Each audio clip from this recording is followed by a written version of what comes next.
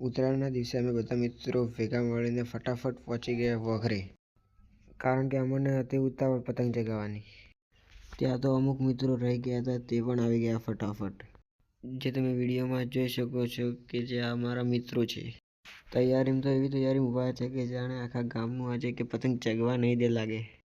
હા હા હા, ગામમાં તો વઘરા ઉપર એટલા માણસો જોવા મળે છે કે જાણે અહીંયા કોકની જોવા ના આવી હોય. તમે અમારા બ્લોગમાં બની રહેજો અને હું હવે અમારા ગામનું અંબાજી માતાનું મંદિર બતાવું છું. તમે જોઈ શકો છો કે અંબાજી માતાજીના મંદિરમાં જ્યાં લોકો દૂર દૂરથી દર્શન કરવા આવે છે. અને હવે અમે પતંગ ચગાવવાનું ચાલુ કરતા જ હતા, અમારા ભાઈ ફટાફટ કિન્ના ગોતવા બેસી ગયો હતો. એમાં તો શી ખબર અચાનક શું થયું કે અમારા બે ભાઈઓ ત્યાંથી અચાનક દોડ્યા. પછી મને ખબર પડી કે આ તો પતંગ લૂંટવા જાય છે અને ત્યાં તો આ પતંગ આવી રહી હતી નજીક. પતંગ નજીક આવતા અમારા બે ભાઈઓએ ફટાફટ છલાંગ લગાવીને તે પતંગને પકડી લીધી, જે તમે જોઈ શકો છો. બીજી બાજુ અમારા મોટા ભાઈઓ ત્યાં ફૂલ બાકાચીકી બોલાવતા જ હતા. ટુન ટુડી ટુ ટુન ટુડી ટુ ટુ, ટુન ટુડી ટુ ટુ, ટુન ટુડી ટુ ટુ, ટુ ટુ ટુ ટુ, ટુન ટુડી ટુ ટુ, ટુ ટુ ટુ ટુ ટુ. આ બાજુ તો અમારા ભાઈએ તો પતંગ ખૂબ લંબાવી દીધી હતી. જયેશભાઈ તો એટલી લાંબી પતંગ લંબાવી હતી કે જાણે બીજા ગામમાં પહોંચ્યું.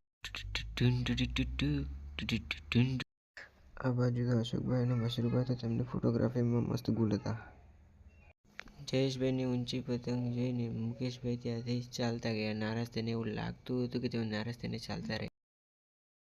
અમારા આ ભાઈએ તો સવારની હવે પતંગ ચગાવી હતી, કારણ કે સવારે વાયરો જ નહોતો. હવે વાયરો હતો તો ચગતી જ નથી. આ ગામના લૂંટારા જેવા બેઠા છે.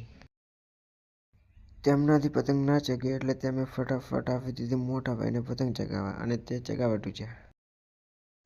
આ બાજુ તો અમારા 4-5 ભાઈઓ ભેગા થઈને પતંગને ચગાવતા હતા અને ફૂલ બાકાચીકી બોલાવતા હતા, અને મસ્તીમાં તો વાત જ ના કરો. અમારા મુકેશભાઈ તો આકાશમાંથી પતંગને એવી તક ખેંચતા હતા કે જાણે આકાશમાંથી તારો તોડતા હોય. તે જોઈને તો જયેશભાઈ ખુશ થઈ ગયા. અમારા વિજયભાઈ તો ગામનું શૂટિંગ કરતા હતા. અમારા બાપુએ તો એવી પતંગ ચગાવી કે ગામમાં એક ચગાવવા જ નથી, બધી કાપી દીધી. બીજા તો મારા વર્ષે પતંગની વાત જોઈને ચૂપ હતા કે ક્યારે કપાય ને ક્યારે હાથમાં આવે. અમારા મુકેશભાઈનું પતંગ તો હજી સુધી કપાવાનું જ નહોતું. એ એમ કહેતા હતા કે હજી હું વધારે કાપીશ. આ ગામનો લૂંટારો તો પતંગ લૂંટીને આવી ગયો હતો, અને પહેલાં સામે તમે જોઈ શકો છો જે લૂંટીને પતંગ ચગાવી રહ્યા હતા. અમારા મોટા ભાઈ આજે બે હાથમાં 2 ફિરકીને એવી તો ફટાફટ હતા કે તેઓ આજે આઝાદ જ થયા હોય જાણે. ફોટોગ્રાફીમાં શું ઇશારો કર્યો કોઈ ખબર ના પડી. આજે તો એવું લાગતું હતું કે આખા ગુજરાતના લૂંટણીયા બધા અમારા ગામમાં આવ્યા રહે. એક પતંગ માટે બધા એવા દોડતા હતા કે જેને તેમના હાથમાં પૈસા પડતા હોય. બપોરનો 1 વાગી ગયો હતો, પણ જનના માણસો પખરા ઉપર ઓછા નતા થયા. અમારા આ બે ભાઈને તો પતંગ જે ટાઈમે કપાઈને જતું ખબર જ ના પડી. બધી પતંગો ફટી ગઈ હતી તો બધા ભાઈઓ ભેગા થઈને વિચારતા હતા કે હવે શું કરવું.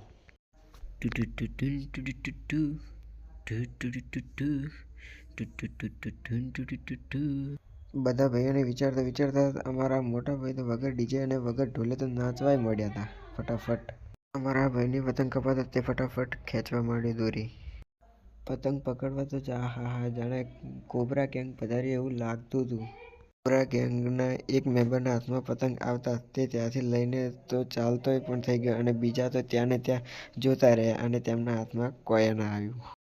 તે પતંગ લૂંટીને તે ગેંગને એક છોટુને આપી દીધી. 2 વાગી ગયા હતા, પણ જોનમાંથી કોઈ માણસ ઓછું થયું એવું લાગતું નહોતું. કોઈને ઘેર જવાની ઈચ્છા જ નથી થતી. અમારા બધા ભાઈઓને પતંગ પટી જતા તે લુખ્ખા ઊભા હતા, કારણ કે તેમના કને પતંગ જ નથી.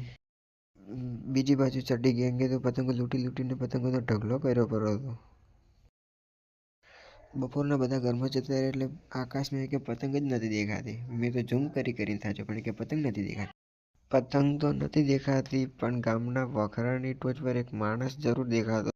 અમને નથી ખબર કે આ માણસ પતંગ લૂંટવા માટે વખરાના ટોચ પર ચડી છે. આટલે તો અમે એકેવાર ચડ્યા નથી, અને આ માણસ પતંગ લૂંટવા ચડી ગયો.